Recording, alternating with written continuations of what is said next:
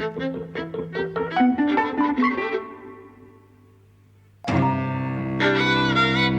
and welcome to Eavesdropping at the Movies. I'm Mike. And I'm Jose. And we're talking about The Two Popes today. Yes. This was a request from a listener named Usman. So thanks for requesting this. Because I started to watch this when it came out in 2019. And they actually speak a lot of Latin and Spanish and all sorts of languages in it. And so it's subtitled heavily, and I just wasn't in the mood that time, so I just thought, oh, I'll get back to it. Because it was alright for the first few minutes, but I just thought I'll get back to it, and I never did. Yes. We watched it today. Did you know anything about this? Yes, I knew about it, and I avoided it like the plague, because, I'm not interested in religion or questions of faith. The actors are interesting, actually, because I suppose I don't like them, but they're never bad. So Anthony Hopkins is a very interesting actor for me, because I don't like him. I would never seek him out, right? Like, there's something about his persona that I just don't like. There's he's again one of those actors who's very closed off, but who's capable of conveying emotion really fluidly, and who's very intelligent in the choices that he makes. I mean, I really should love him. And the thing is that I've almost never seen a bad performance of his, and he's absolutely great in this. So I'm just talking about this paradox of people you don't like, but they're always good or even better. I mean, sometimes he's truly great. And what about Jonathan Pryce? Well, the thing about Jonathan Pryce is I think I almost always like him, but I just kind of don't consider him a star. Yes. No, I don't think anyone would, though. I'm not sure that's... I like him a lot, but I wouldn't consider him a star. Well, but what I'm saying is that I don't remember... You don't remember roles of his, really? Yeah, I don't. Like actually. Tomorrow Never Dies, the villain in that, the Rupert Murdoch type. Well, now that you mention it, I kind of do, but he's not the most vividly memorable of Bond villains. No, maybe not, but I liked him very much. I think he is memorable. The religious figure in Game of Thrones that makes Cersei walk naked through the streets. That's a really compelling performance. He's wonderful in that, actually.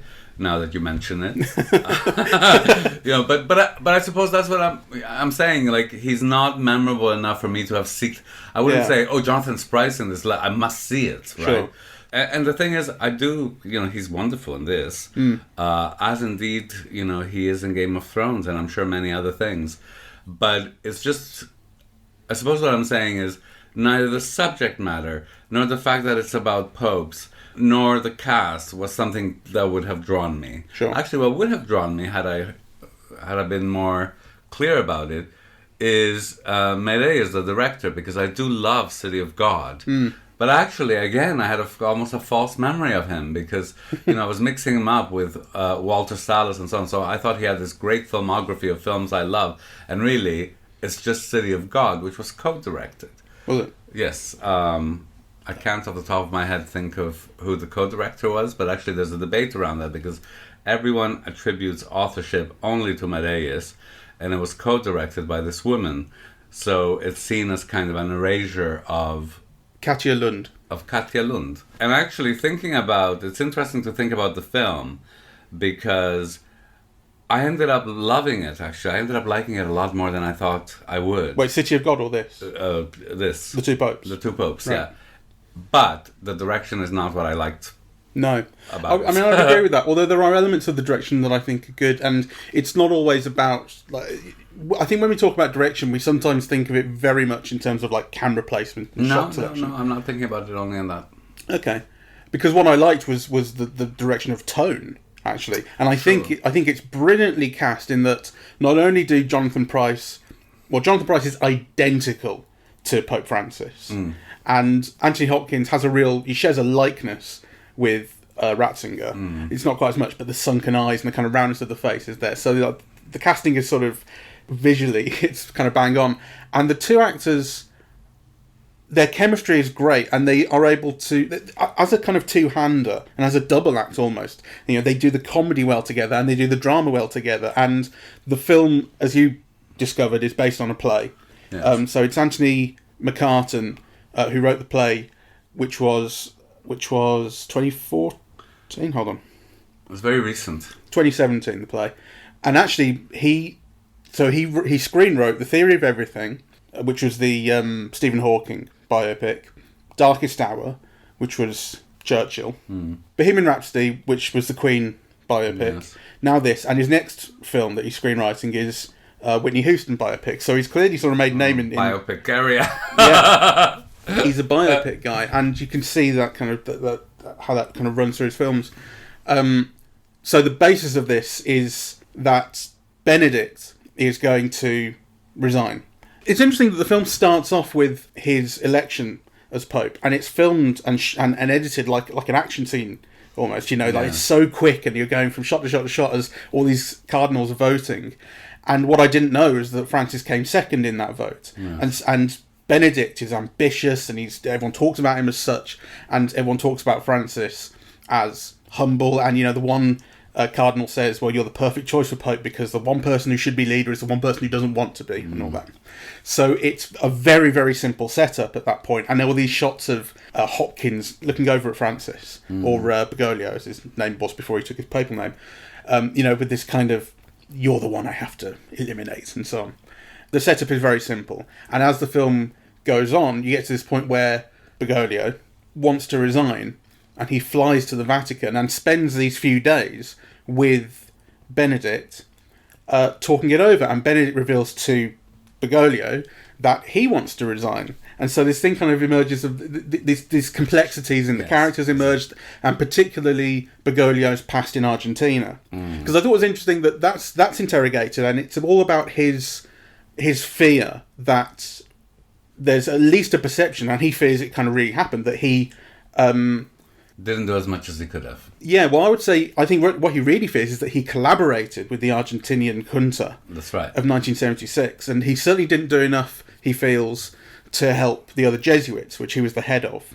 Yes. And he kind of left them he fired them, right, because they disobeyed his orders, and he fears he had a kind of a moment of ego. He fired them, and that left them without the protection of the church. And Benedict points out to him, "But you saved so many people, you helped families, you know." So all of that I find quite suspect anyway. he's looking for absolution, I suppose. Or if not looking for it, no, he's not looking for it actually, because he's just saying, "No, I have to live with this, and this is why I can't be Pope." But he's offered absolution, which is interesting. But I think it was kind of interesting that Benedict is kind of popularly known as the Nazi Pope, right? And there are a couple of times in this film where passers-by... I hate the way that word is used. I agree. Bandied around like that. So, and I've been, you know, when I was sort of, when he became Pope, and that was the thing in the papers, was he was in the Hitler Youth, right? And I kind of made jokes about that as much as anyone. And the more you read into it, you're like, well, he was 14 years old. You had to be in the Hitler Youth, and it doesn't mean you liked it, right? And I think he deserted towards the end of the war. So it's not like he was, you know, well, I don't know, it wasn't there, and I don't know too much about it, but I don't think it was like he was a kind of all singing, all dancing Nazi, right? Anyway, that things are always more complex. But the film doesn't talk about that at all. The film shows two kind of passers-by in vox pops on the street saying, "Oh, the Nazi Pope, he should never have been elected." And it doesn't make any effort to the film's not saying he wasn't Nazi. The film is very much saying this is these people's opinion, and it's just the perception. Well, but he is seen as being a very conservative pope and very retrograde, and kind of so the Nazi element of his youth, it also goes hand in hand with what's seen as being anti quite a lot of things, anti-women, anti-homosexuals, anti-changing the churches in any ways. So. And when he becomes Pope, there's this thing about the first few things he does is just says no to things. Yeah, exactly. And it's like Trump when he becomes president signing executive orders. Like there's a shot of him that's a bit like that. That may not be a coincidence that it's framed in that way, like him behind the desk signing stuff. It's like Trump had all those photo opportunities doing that. Mind you, so do so many presidents. Let me take over because I want to throw some things at you. Ooh. So, one of the things that I felt whilst watching the film, because I think the film really worked on me emotionally. Okay. Right, I think resistance, to oppression. I have a vulnerability to that. I always find it moving, even if it's trash. And, on the one hand, I thought, I don't think this is a great film. On the other hand, I'm being very moved by it. And also, the film really is dealing with a lot of very important issues, about the poor, of globalization, the role of conscience, resistance to authority, what are your principles and how do you live them, Yeah, in many ways, they're kind of many of the important questions in life. Yeah, also, love and marriage and desire and the hiding of crimes, the collaborating with crime, and also the hiding of crime to protect, something else. I mean, I thought, so in a way, this is like a serious film. Yeah, it's about kind of, important issues. And on the other hand, I think it's working through those issues through a point of view that I reject. Yeah, because as soon as you begin to bring faith into the equation, you're talking about things in a different way. Yeah, it's like the candle went up, the candle went down, right? Right. Yeah. So I had a very mixed response, and I had a kind of a mixed response to it also, as a work of art. Yeah, that on the one hand, the performances are great, the tone is great. I really responded to it. I laughed in the right places. I was highly moved. And then you think, well, but this is not really a good film. Yeah. So, and I want to know what you think in all of those areas. I mean, as for it being, a good film or not, I do see what you mean. There's something that is, there's just a lack of visual artistry in it. Yes. Which you ideally would seek. And then sometimes the camera is used quite effectively. Like there's that scene where Bergoglio goes to the Pope's summer palace and they have that conversation over the patio table.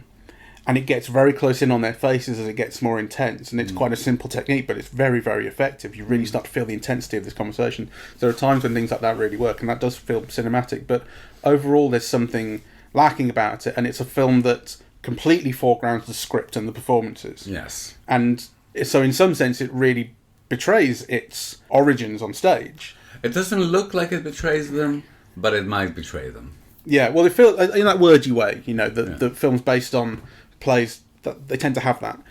But as you were saying, you were surprised to find out that it was a play.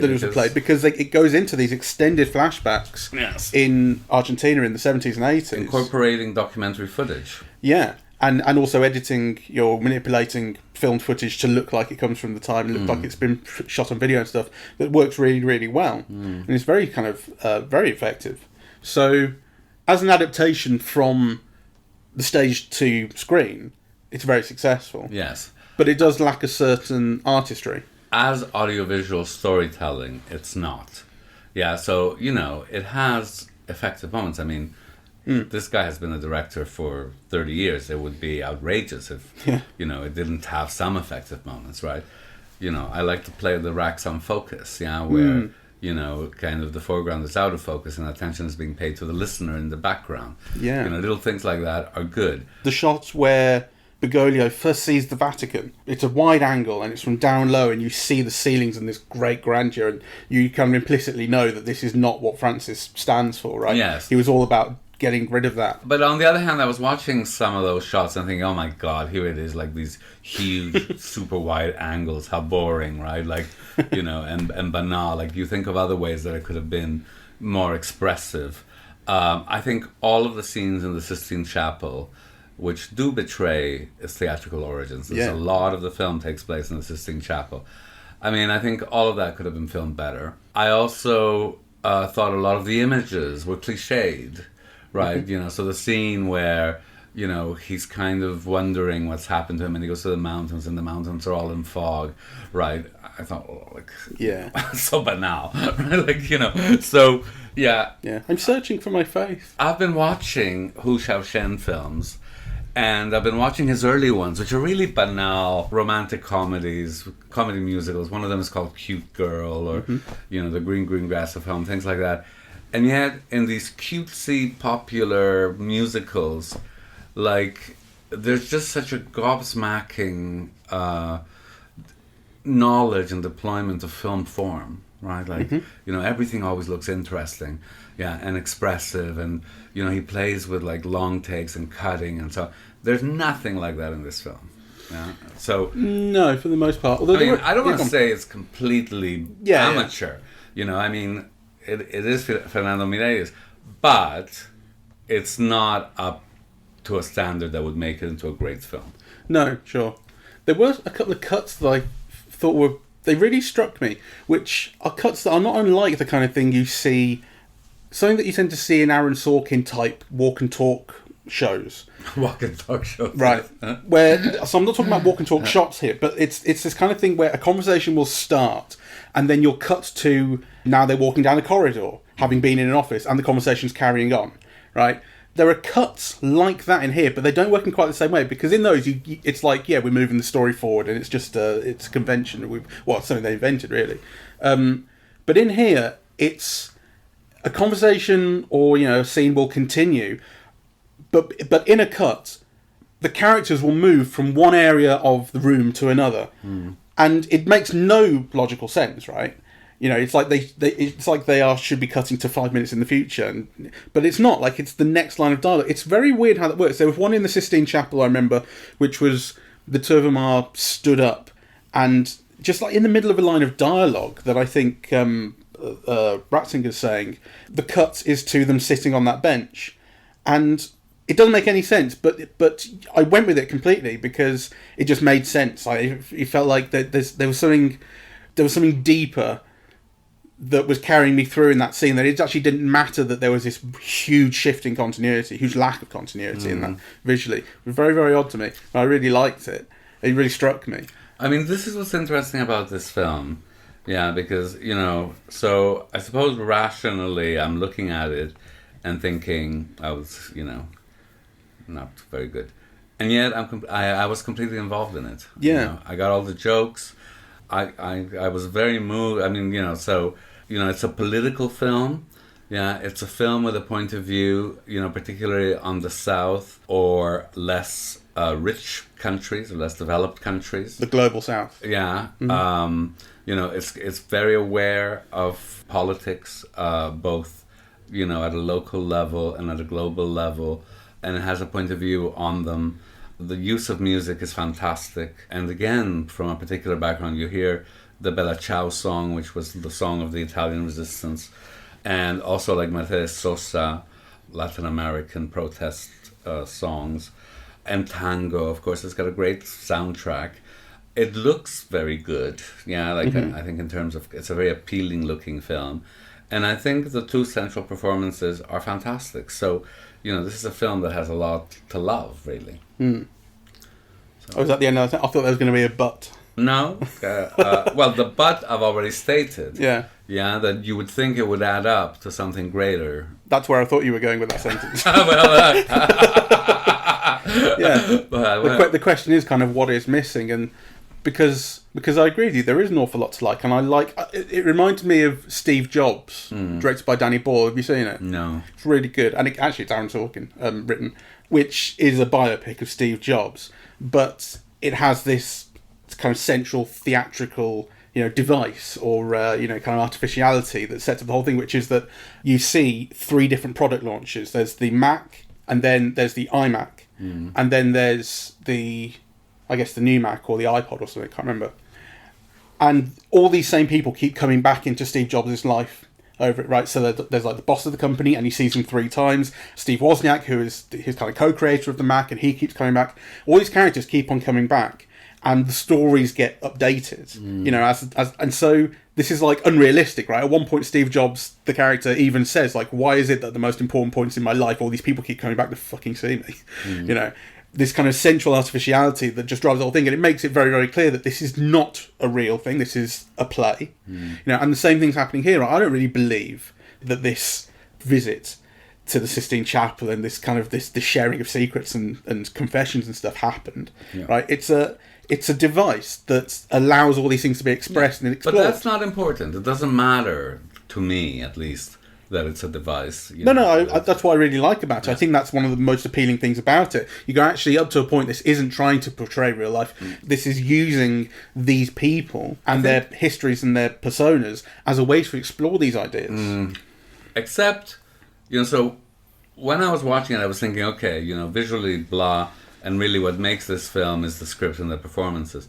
But then I was thinking, well, actually, I also have doubts about the script, right? Because I think what the film is trying to do is set up these 2 popes as almost opposites that it then reconciles, that it then brings together, right? So the Anthony Hopkins character is the political maneuverer, chatting everybody up and shaking hands with everybody and getting elected, right? And then, the other one is like, uninterested, above politics, a man of the people, but you think, you don't get to be the head of the Jesuits in Argentina and Uruguay if you're completely unambitious, right? It must take enormous executive and, people skills. Yeah, well, people skills were shown that he has, but it must take an executive, an extraordinary amount of ambition and executive skills, to achieve that position, right? Head of the Jesuits, then cardinal, then actually he was politically savvy enough, to actually handle a dictatorship, though he was criticized for how he handled it, but I think that's a situation in which you can't win, right? Like, if you're living under a dictatorship, either you die or you compromise. You deal with them in some form. You probably try to deal with them as little as possible, but you can't not deal with them. It's not your choice to make, right? So a figure who can do all of those things is not like this unambitious kind of, I just don't believe it. I'm not sure unambitious is exactly the right word for him, though I do agree with you that the film does there is a feeling to the way the character is written and portrayed that he kind of falls into these positions that he didn't really want or strive for. I agree with that. But I think unambitious is not quite the point, or not quite the idea. He has this thing about the church needs to change. We're losing people. I have different ideas about gay people, about all these conservative ideas. The banks. But I'm not sure that he's shown or portrayed as lacking ambition to change that. But there's this feeling of it will never change, and that's more where he's coming from. That were I Pope, I would do these things, he says. But he does kind of have this feeling of it'll never happen, and therefore why sort of try? It would never be me. The whole way the character is drawn up is as someone who's wanting to withdraw, so he doesn't want to be Pope, right? He wants to just be a simple parish, So I'm sure there might have been elements to that I can see, but clearly what's not made clear is, or what the film and the play presumably irons out, is that sense of conflict. That you may want to be a simple peasant, but you may want the power that the palace affords you, or things are never simple. They're always kind of dynamic and often contradictory and so on. But in attempting to make of the two popes kind of opposites that are then brought together, it makes things too simple. Yeah, I agree. And it just kind of filed down all those things. And I mean, I don't know about you, I could see right from the very start that, it was such a, like I say, obvious setup of the two of them versus each other. And you kind of thought, well, this is going to be reconciled in some way. And, this is, it was very predictable the way their relationship evolved over the course of the film. But I didn't hate that. Maybe because I kind of took it for granted that would happen. So when it did, I was like, it's happening, and I quite like how it's happening. Not unlike maybe the religion thing. So you're saying, it's talking about all these ideas that you're interested in through this prism of faith that these characters have, and that's just not you at all. Yes. But what I think is that because I took as read that obviously these people are Christian and faithful, and they are going to talk about things in terms of their relationship with God or what God might want and that kind of stuff. Sure. I didn't find a way to make that annoying to me. No, I accept that, and I was saying that my reason for not watching the film was that has no appeal for me, which is not to say that I don't recognize that it has appeal for others. Kind of many members of my family are very religious and so on, and my feeling about it all is, whatever helps you through the night. So, but I don't think it's a good way of understanding the world. No, but I think it's only a part of the way the world is understood here. It's not like every question ends up being resolved by, your relationship with God. It's about, I mean, there's a really nice bit that I liked where it's around the time that Bergoglio is talking about his history in Argentina and his guilt over what happened to the Jesuits. Yes. And Ratzinger he talks about like how you've lived your life, right? And I think maybe he does phrase it as your faith isn't how you've lived your life. Maybe that was how maybe faith was involved in that that kind of absolution that he offers. But it was about this kind of practical thing of like, this is, oh no, your leadership. That's what he said. He said your leadership is in your way of life. You know, which I thought was a really interesting thing to say, and it didn't actually have anything to do with faith. And it was this really kind of practical assessment of Bergoglio's guilt. Yes. You know. So not every question in the film has a relationship with faith or is resolved with faith, but I do think that one thing that I really like about the film is that it's completely sincere about everything it's talking about. It is. I like that, and I think it's serious about serious things. You know, I mean, not too successful on them, but yeah. But I think serious and treats them with respect and with the importance they deserve. So all of that I liked very, very much, and I want to talk a little bit about the actors as well, because you know there were moments, you know, and like I said, I struggle with Anthony Hopkins, right? Because I can't quite put my finger on what it is that it's not that I dislike him. I don't actively dislike him, but I don't like him. I made a remark to you that he was not trying to do an accent at all. He was being Anthony Hopkins, whereas Jonathan Pryce was putting on, I don't know how well, an Argentinian accent. Yes, right. Well, Hopkins is Hopkins in this. Yeah. As he kind of always is. But he's brilliant. And actually, you know, there were moments where, you know, I was just so admiring, really, because he's got a trace, more than a trace, of a legacy of his theatrical career, right? He was a big theater star. And you could see moments where there's a quiet explosion. So he's saying things in a soft voice, but they have an explosive effect. Right. And there was also the thing about timing. You know, I was thinking there were moments where we were laughing, and actually we were laughing at a response of his that was not inherently funny. What was funny is when he came in with a response. Yeah. Right. So I thought he was absolutely brilliant, really. And there is a ruling intelligence in his performances. Yeah. You know, you sense it in the choices that he makes, right? Like, he's very clever with it, really.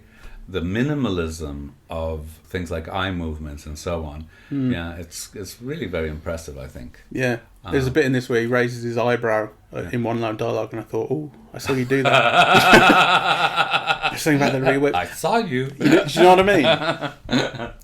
Yes. You know, like, because you think, as you're performing that, you know, you're thinking consciously about, okay, I'll raise my eyebrow now. Or is it something that just happens? You know, I don't know. There were two things more I wanted to bring up. One was the football, Okay. Which we all laughed at, and I at least enjoyed, but which feels cheap and twee. This is the watching the World Cup final at the end. Yeah, but actually, you know, the use of the football his club, being a football fan throughout the film, actually. Yeah, Francis which is a football reaches its peak. Yeah. Early. No, at the end. I mean, you know, I found it all kind of a bit obvious and cliched, yeah. I mean, it might be true, you know, but the way that it's presented is like one of the things that makes him like a man of the people is his love of football, and, you know, and they use it as a kind of a joke, yes, the going to the bar, the raising your arms, so it's all audience-pleasing, you know, mechanisms, in the plot to get the audience on board and to please the audience, but which felt a bit cheap. When he becomes a priest, and the priest who invites or whatever says, you know what you're giving up, and he says, yes, I even know her name, and then he says, well, at least I've still got my football team. Yes. You know? Yeah, I know what you mean.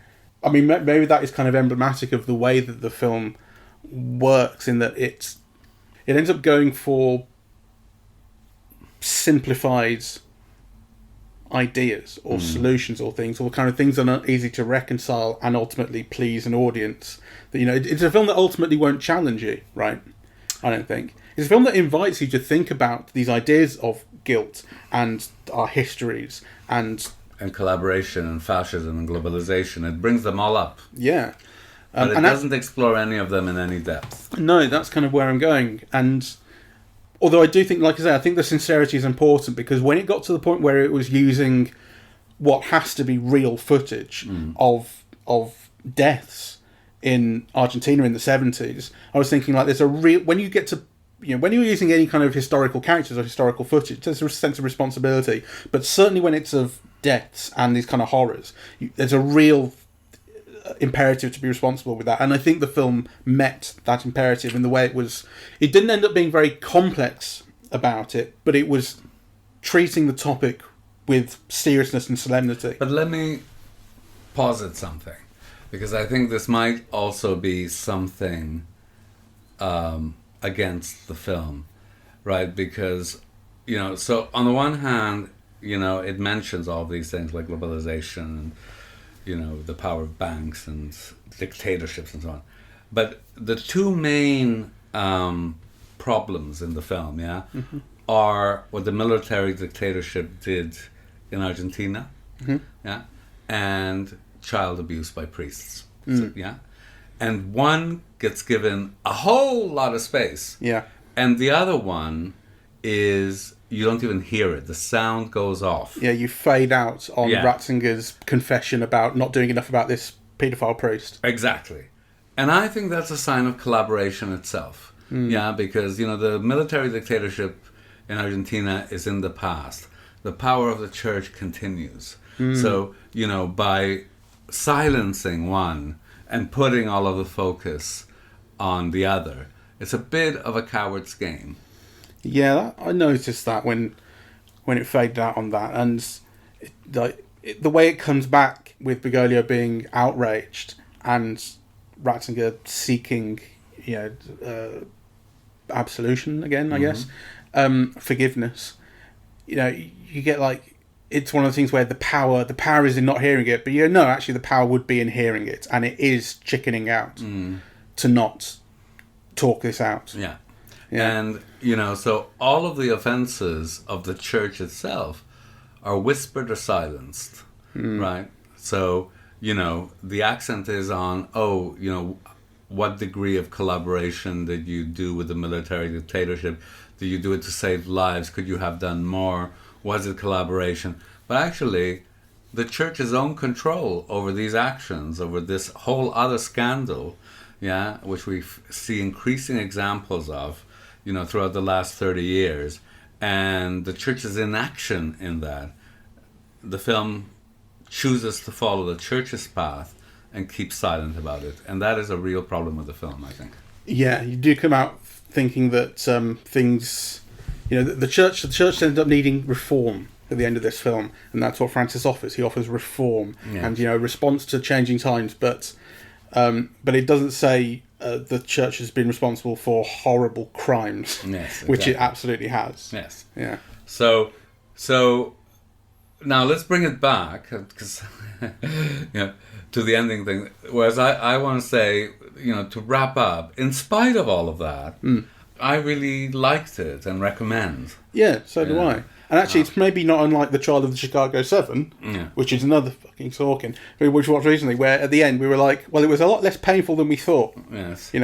Well, to be fair... This was enjoyable. Very enjoyable. And actually, to be fair, from the first kind of few minutes that I'd seen back when it came out, I thought it was charming. I think it is charming. And so, I wasn't surprised to find that charm carried through, which was not the case with the Chicago 7 film. Like, that was better than I thought it would be.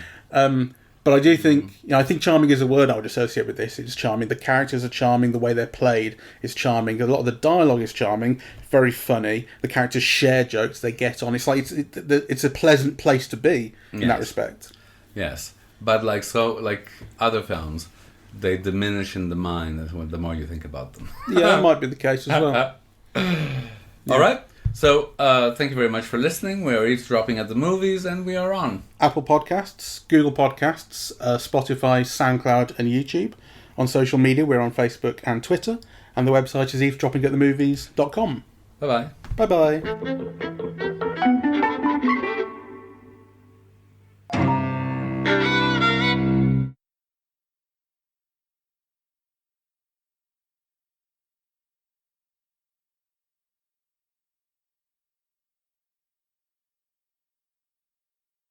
Good. I also like, just quickly while we're here, I also liked the amount of non-English dialogue. And actually, I thought it was. I mean, I don't speak these languages, so I can't speak to how well it was delivered, that kind of thing. But it really worked for me, and it went on for a lot longer than I expected it to the point where it's very conspicuous when Jonathan Pryce says to Ratzinger, "Can we speak in English? I'm so tired of Latin, I can't do Latin." You know, and it's very much there because we're going like, now we're getting into the bulk of the film, we're turning it back to English. Yes. But first 10, 15, 20 minutes, heavily Italian, Latin, Spanish. Yes. I think, it's interesting, is the film is an English play, and I'm sure it has English money. Yeah, but it's a rebuttal of at least a certain type of Little Englanderism, right? It is kind of, sophisticated and global, and it involves people from all over the world, and it treats people from all over the world with respect and as equals. Yeah. Yeah, and this movement from one language to another is the kind of cosmopolitanism that, Johnson's England and Trump's America, was so critical and dismissive and accusatory of. So, in that sense, the film is a nice corrective to that. Yeah, and I think it just also adds to the authenticity early on. Of course. That all these languages would be being spoken in the Vatican when all these cardinals from across the world meet. Yes, the church is global, and some people would argue it's, as lethal globally as the banking system. But it's funny, thinking, because I mentioned Trump very early on, and thinking about Trump and Johnson, the film does have that bit where, has he become Pope at this point? I think it's in like his inaugural speech as Pope. Francis is talking about building walls, and yes. I think that's when you get to 1997, and he's a bit older, and he's talking about people pushing up walls and so on, and we shouldn't be doing that. And you said, is that America? You didn't say is it Trump's wall. You said is it America, but clearly it's meant to relate to that. Yes.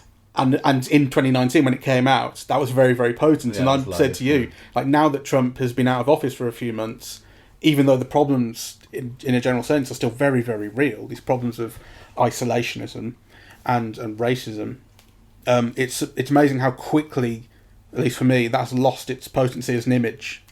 I think it certainly feels like, it's an ongoing problem, but you now feel that it's a problem with a solution, or with a potential solution, rather than before where you thought it was a problem that was getting worse and worse and more dangerous. So that sense of relief, or you feel a little less hopelessness in the world now. Yes. It might relate to that.